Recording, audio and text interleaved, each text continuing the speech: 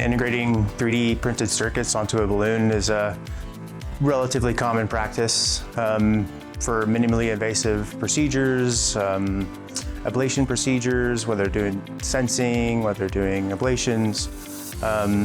You essentially take a balloon and you attach a circuit onto it. Many of the circuits that we've played around with, they're actually TPU-backed, so you can thermally weld them to the balloon.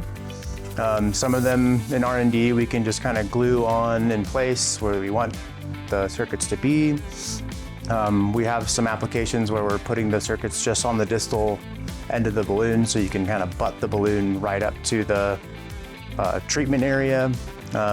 Many of the circuits, they do high pulse, high frequency electrical energy to the region.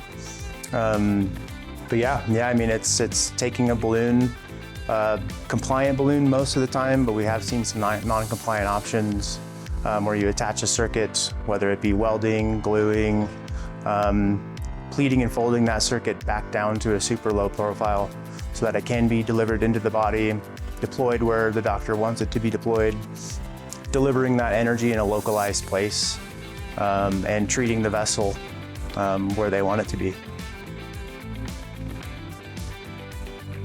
With our different geometries of balloons, we can kind of make a balloon whatever shape you need. Place those electrodes in certain parts of the balloon, whether it be distal, proximal, middle.